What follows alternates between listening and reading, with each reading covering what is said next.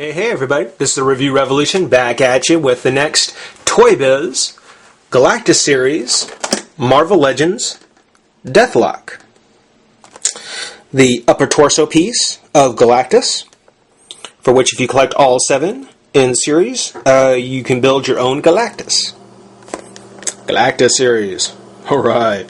And again, Deathlok is who we're looking at here. Now, for anyone who's a Deathlok fan, which actually I was. I certainly was.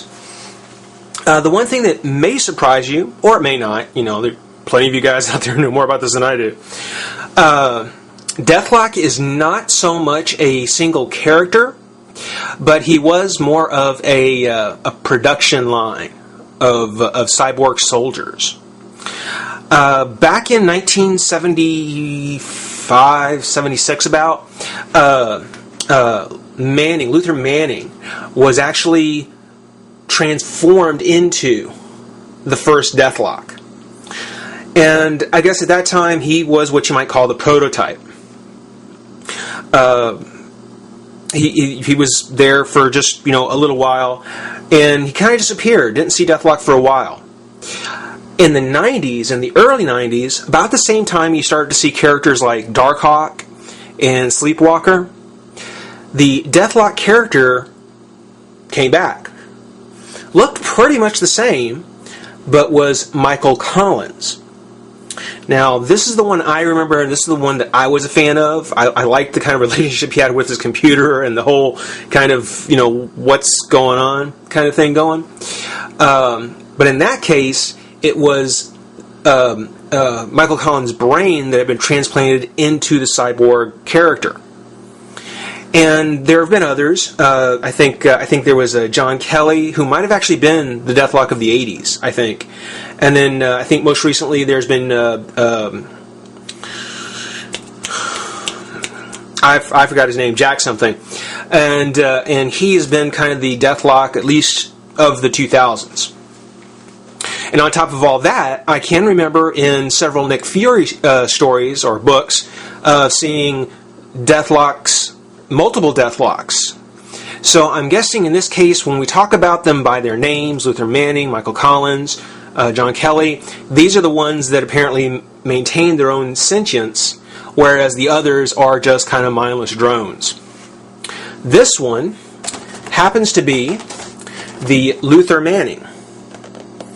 As a matter of fact, it does say Luther Manning grew up in an alternative timeline in which Roxxon, Nth Command, succeeded in Operation Purge, extra-dimensionally banishing the superheroes of Earth. Subsequent efforts by Roxxon to take over the world instead plunged it into chaos. Manning was a U.S. Army colonel wounded in combat and rebuilt by Harland and Simon Riker into a cyborg intended for their control. Now known as Deathlok, he broke free from them, eventually defeating Simon Riker. Deathlok then met the rebellion leader Godwolf, who sent him back in time to remove him from the notice of Harlan Riker, now the most powerful cyborg, Hellinger. Whatever. This is the original Deathlok. So in some ways, just as we did the first appearance Hulk, this is the first appearance Deathlok. And so far, maybe it's because of my love for the character, that is the best portrait that I've seen of Deathlok so far out of all the characters that are in the wave. Of which, there's Doctor Strange, Professor X, who we'll get to soon, Deathlok that we've got now, the Hulk, Nightcrawler, Bullseye, and Warmachine. So we've got one more left to go, guys. Once done, we'll have a completed Galactus. Got some sticker tape still on there. But that is a look at Deathlok in his pack. Pretty standard fare. We'll pop them open, take a look at the figure, and have some fun. Be right back. Man, this is going to be a tough one. This is going to be another one of the tough ones because there's a lot of stuff I like about Deathlok, and then one thing that I really, really don't. Starting with the things I like. First off, the sculpt. Beautiful sculpt. I love the cyborg elements. I love kind of the almost zombie-like facial sculpt. The hair looks great. The decomposition on the face, you can see the lines and kind of the leathery texture on the face. Just so cool.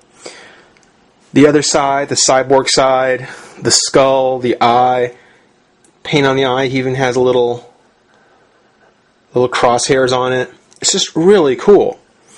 The rest of the way down, very, very, cyborgish. I mean, it's kind of a cheat a little bit. You don't see a lot of plates or gears or panels or stuff like that. But again, there's not really a whole lot of mistaking this as a cyborg character. It's got his great power pack or backpack on. The metallic paint works real well because it's only used on the red. The silver is not really metallic silver, it's just kind of this bright silver, or this, bright kind of gray with a little lighter gray kind of thrown in here and there for highlights.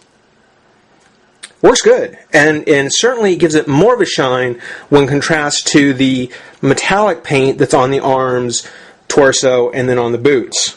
Even a little bit of the gold burnish, the kind of very lightly dry brushed gold or bronze on there. It's very nice. Silver on the cod piece.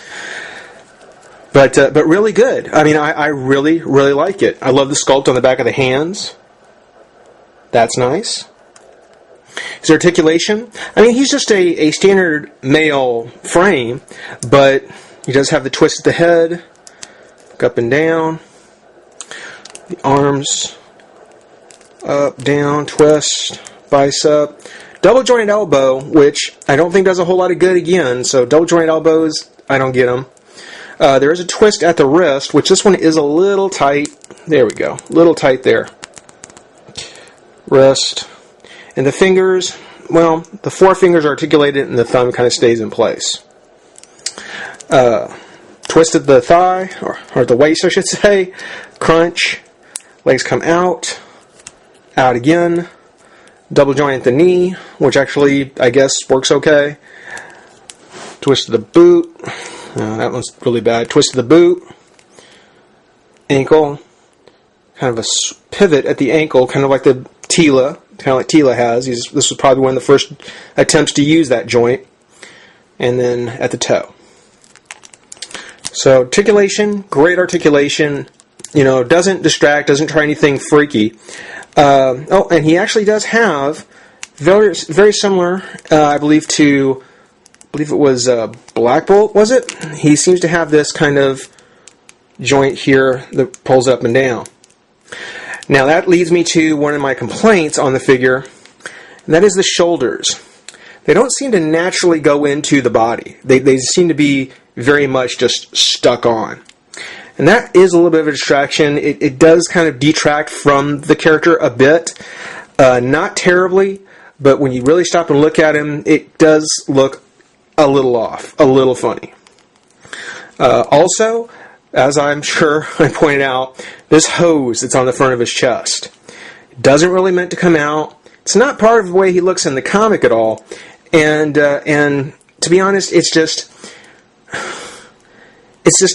in the wrong place and in the way. He has a peg in his hand where the gun will fit in.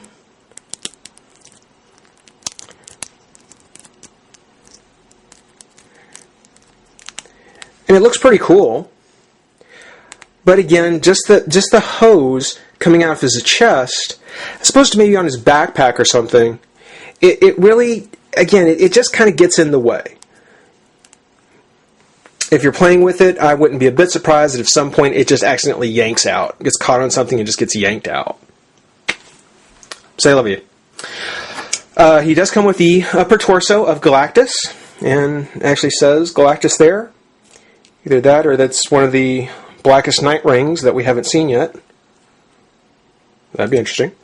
We'll be getting to Galactus very soon, because as we can see on the card, we have both legs now, the upper, 2 arms, lower torso, and pretty soon the head. So prepare yourself. Galactus is coming. The comic, not a bad comic. One of the things about it is that it is Deathlok, book 3 of 4. I figure if you're going to pack in a comic, give me book 1. Give me book 1 of 4, and let me pick up the story from the beginning, and then maybe I'll be interested in getting the rest. But it kind of goes into his origins a little bit, so I can kind of understand why they did it. One point of note on this one: this is the only one so far that did not include the Fantastic Four 2005 promo catalog. Oh well. This has been the Review Revolution, saying rate, comment, subscribe, join the revolution, and we'll see you next time.